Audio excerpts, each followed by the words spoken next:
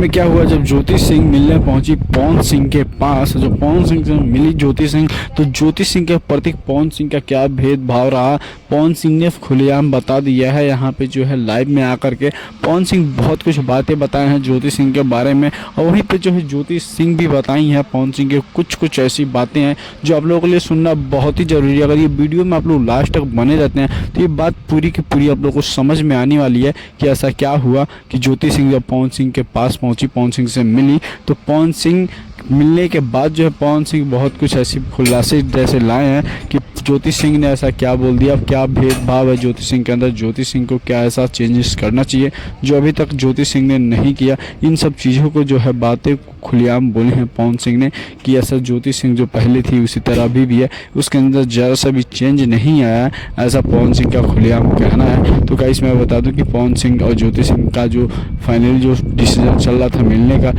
ये अभी टूटता हुआ दिखाई दे रहा है।